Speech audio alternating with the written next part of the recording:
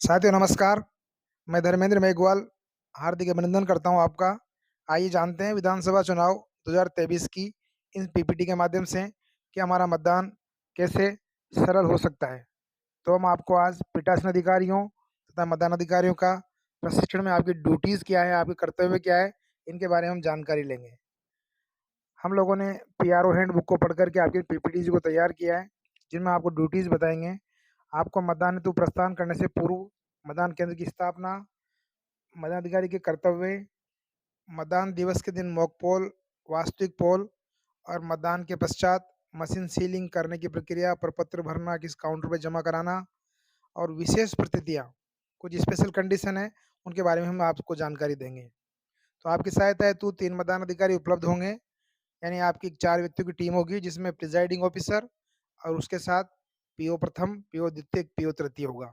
तो आपको पीठासीन अधिकारी यानी मतदान अधिकारी की भूमिका के रूप में ट्रेनिंग लेना है तथा ईवीएम अर्थात इलेक्ट्रॉनिक वोटिंग मशीन का प्रैक्टिकल प्रशिक्षण एवं अभ्यास एवं वीवीपैट के संचालन, व्यवहारिक प्रशिक्षण का आपको अभ्यास करना है।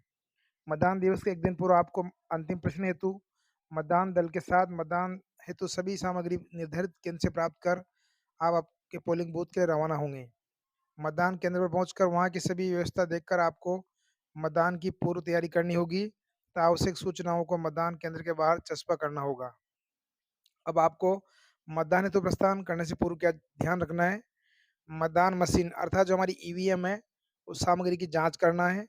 मतदान यूनिट जिसको हम बोलते हैं बैलेट यूनिट, कंट्रोल यूनिट, इन वीवीपैट के कैरिंग बॉक्सों पर जो एड्रेस टैग लगे हैं, वही मतदान केंद्र की संख्या अंकित हो, जिसके लिए आपकी ड्यूटी है। मतदान मशीन के मतदान यूनिट, इंटरनेट यूनिट और वीवीपैट के कैरिंग बक्सों पर लगे एड्रेस टैग पर अंकित मशीन के नंबरों की भी आप जाँच कर लें। आपको प्रदत्त बैलेट यूनिट पर स्क्रीन पे मतपत्र पहले से दिखता हुआ होगा। करंट यूनिट पर एड्रेस टैग लगाए जाएँगे।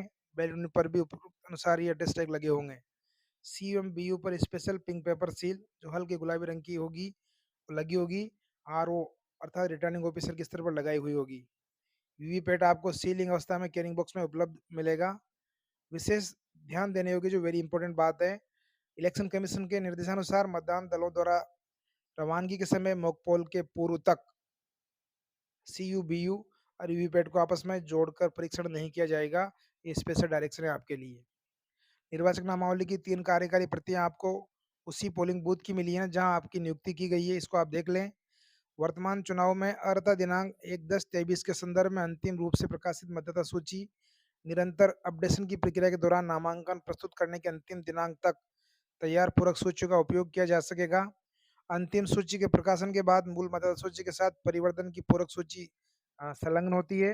पूरक सूची 1 निरंतर अपडेशन की प्रक्रिया के दौरान विलोपन संशोधन किए गए नाम और पूरक सूची 2 के अनुसार उक्त विलोपन एवं संशोधन मूल मतदाता सूची में दर्शाए गए हैं। अतः मतदान केंद्र पर उपलब्ध मतदाता सूची के साथ केवल परिवर्तन की पूरक सूची उपलब्ध होगी। इस प्रकार आपको कुछ 3 प्रतियां मिलती है निर्वाचक नामावली की। अभ्यर्थियों और उनके निर्वाचन अभिकर्ताओं, इलेक्शन एजेंट के हस्ताक्षर नमूने की फोटो प्रतियां आपके बैग में मिलेगी।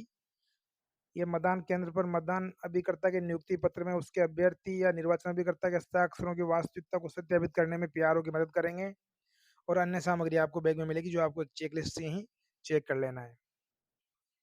मतदान केंद्र पर मतदान से 1 दिन पूर्व पहुंचकर आपको कुछ बिंदु सुनिश्चित करने हैं। मतदान केंद्र की परिधि में 200 मीटर में जो आपकी कंट्रोल में इस परिधि के भीतर आपका नियंत्रण होगा। इस कार्य में पुलिस की सहायता से आपको उपलब्धि रहेगी। तो आप जाकर 1 दिन पहले देख लें कि राजनीतिक दलों के प्रचार पोस्टर यदि हो तो उन्हें हटवाएं। इस परिधि के भीतर किसी भी अभ्यर्थी के प्रतिनिधियों को मतदाताओं की सहायता हेतु गैर शासकीय पर्चियां काटने तो नहीं बैठने दिया जाएगा। यदि किसी अभ्यर्थी के टेंटो कुर्सियां आदि हैं तो इस परिधि में आप उनको हटवाएं। इस परिधि में हथियारबंद या भवन के स्वामी या प्रहरी को भीतर नहीं रहने दिया जाएगा। मतदान केंद्र के बाहर प्रमुख रूप से आपको क्या चीजें प्रदर्शित करनी है?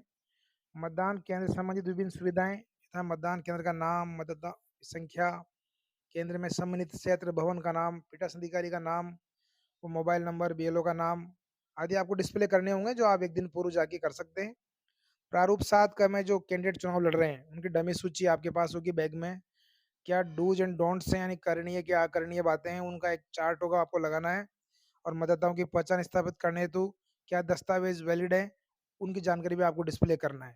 आदि जानकारी आपको 1 दिन पूर्व वहाँ लगा देनी है। अब आप लोगों को मतदान केंद्र की स्थापना करने के लेआउट होगा पूरा इसका। पीठासीन अधिकारी मतदान केंद्र पर पहुंचकर मतदान हेतु निर्धारित ज़ोन का निरीक्षण करेंगे। मॉडल मतदान केंद्र के लेआउट के अनुसार मतदान केंद्र की स्थापना करेंगे। मांग किए जाने पर अभिकर्ता की नियुक्ति के लिए निर्धारित फॉर्म जो 10 होता है प्रपत्र वो भी उपलब्ध आप कराएंगे। एक ऐसा लेआउट है आपको मतदान भवन का जो दिखा रखा है यहाँ पर। पोलिंग एजेंट पीछे बैठे हुए हैं, पोलिंग ऑफिसर एक एक जो मैं आपको दिखा रहा हूँ एंट्री और एग्जिट के 2 गेट हैं। पोलिंग ऑफिसर प्रथम, द्वितीय, तृतीय बैठा हुआ है, जो कि तृतीय अधिकारी एक सीयू कंटेंट का प्रभारी होता है। इधर कोने में दाईं तरफ आपको दिखा रखा है कि पोलिंग बूथ वोटिंग कंपार्टमेंट बनाया हुआ है, जहाँ बीयू और वीवीपैट रखा जाएगा। और एक आपका प्रिजाइडिंग ऑफिसर सेंटर में बैठे हुए हैं। तो इस प्रकार का लेआउट आप बना सकते हैं जो आदर्श एक लेआउट है। बीयू वीवीपैट मतदान कक्ष में मेज वहाँ रखी जावे जहाँ आप वोटिंग कंपार्टमेंट बना रहे हैं। सीयू जो अभी कंट्रोल है वो मतदान अधिकारी तृतीय की टेबल पर रहेगी। वोटिंग कंपार्टमेंट व सीयू के बीच में पर्याप्त दूरी हो, अतः तो केबल होती है 5 मीटर लंबी, वो मतदाताओं के पैरों में ना आवे। वीवीपैट और कंटेंट को जोड़ने वाली केबल मतदाता को चलने में बाधा न डाले, उससे केबल के ऊपर से न जाना पड़े, तो केबल को मेज से पाए से टेप लगाकर जो भी आपको मिलता है सेलो टेप उसे आप बांध दें। और केबल मतदान कक्ष के पीछे से नीचे की ओर कटे हुए छिद्र भाग से निकाला जाए, अर्थात जो आप वोटिंग कंपार्टमेंट बनाएंगे वहां इतना छिद्र चौड़ा हो कि वीवीपैट से केबल निकासी का भाग मतदान कक्ष के बाहर से दिखाई न दे, किंतु मत की गोपनीयता भी भंग न हो। यह इंश्योर किया जाए कि कोई मतदाता मतदान कक्ष में केबल के साथ कोई छेड़छाड़ करने का प्रयास न करे। वोटिंग मशीन मतदान केंद्र की खिड़की या दरवाजे के समीप न हो, और वीवीपैट के ऊपर कोई डायरेक्ट सनलाइट भी नहीं आ रही हो या लाइट की रोशनी ना आ रही हो, ऐसा भी आप देखें। मतदाताओं के लिए मतदान कक्ष में अलग अलग प्रवेश व निकास की यानी एंट्री और एग्जिट की व्यवस्था हो। एक ही दरवाजा हो तो आप बांस बल्लियों की सहायता ऐसा काम आप कर सकते हैं।